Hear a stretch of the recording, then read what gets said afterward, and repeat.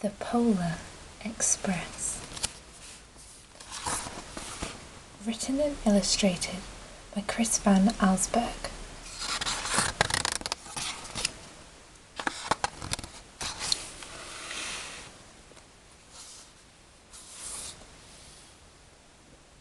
On Christmas Eve, many years ago, I lay quietly in my bed. I did not rustle the sheets. I breathed slowly and silently. I was listening for a sound a friend had told me I'd never hear. The ringing bells of Santa's sleigh. There is no Santa, my friend had insisted, but I knew he was wrong. Late that night, I did hear sounds, though not of ringing bells. From outside came the sounds of hissing steam and squeaking metal. I looked through my window and saw a train standing perfectly still in front of my house.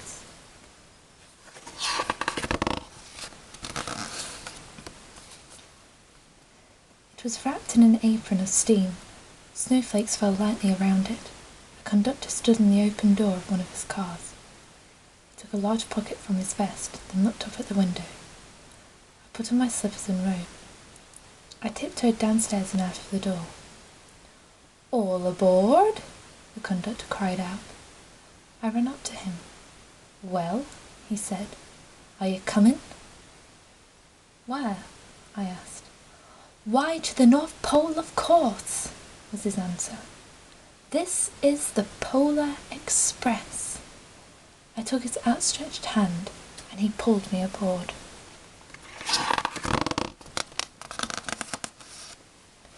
The train was filled with other children, all in their pajamas and nightgowns. We sang Christmas carols and ate candies with nugget centres as white as snow. We drank hot cocoa as thick and rich as melted chocolate bars. Outside, the lights of towns and villages flickered in the distance as the Polar Express raced northwards.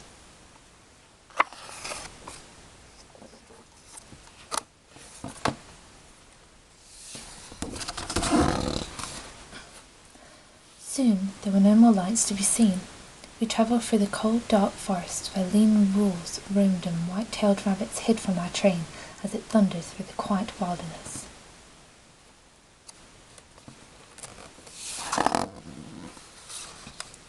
We climbed mountains so high it seemed as if we would scrape the moon, but the Polar Express never slowed down. Faster and faster we ran along, rolling over peaks and through valleys like a car on a roller coaster.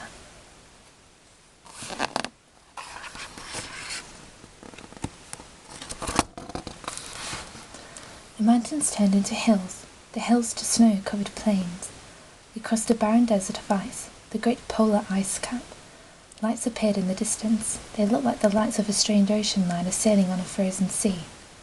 "There," said the conductor, "is the North Pole."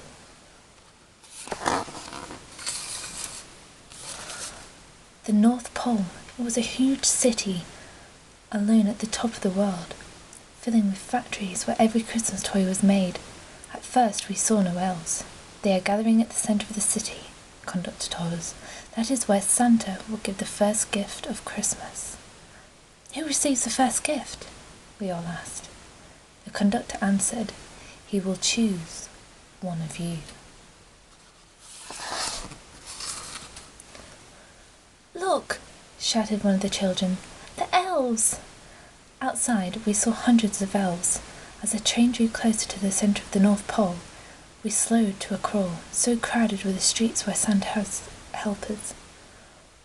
When the Polar Express could go no further, we stopped and the conductor led us outside. We pressed through the crowd to the edge of a large open circle. In front of us stood Santa's sleigh. The reindeer were excited. They pranced and paced and ringing the silver bells that hung from their harnesses. It was a magical sound, like nothing I'd ever heard. Across the circle the elves moved apart and Santa Claus appeared. The elves cheered widely. He marched over to us and pointing to me, he said, "Let's have this fellow here." He jumped into his sleigh. The conductor handed me up. I sat on Santa's knee and he asked, "Now, what would you like for Christmas?"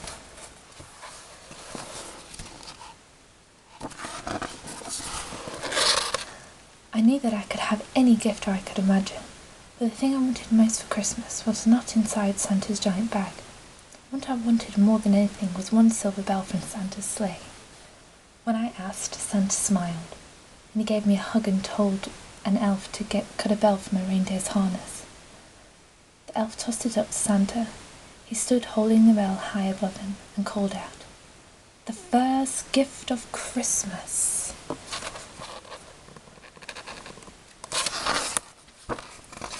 A clock struck midnight as the elves roared their approval. Santa handed the bell to me, and I put it in my bathrobe pocket. The conductor helped me down from the sleigh. Santa shouted out the reindeers' names and cracked his whip. His team charged forward and climbed into the air. Santa circled once above us and disappeared in the cold, dark, polar sky.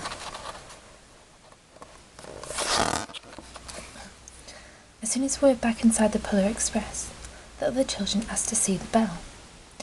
I reached into my pocket, but the only thing I felt was a hole. I had lost the silver bell from Santa Claus' sleigh. "Well, let's hurry outside and look for it," one of the children said.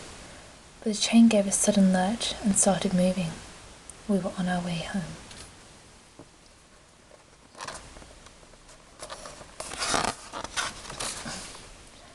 It broke my heart to lose the bell. When the train reached my house, I sadly left the other children.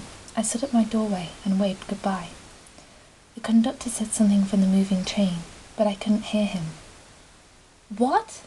I yelled out. He cupped his hands around his mouth. "Merry Christmas!" he shouted. The Polar Express let out a loud blast from its whistle and sped away. On Christmas morning, when my little sister Sarah and I opened our presents, when it looked as if everything had been unwrapped, Sarah found one last small box behind the tree. It had a name on it. Inside was a silver bell. There was a note. "Found this on my seat of my sleigh. Fix that hole in your pocket.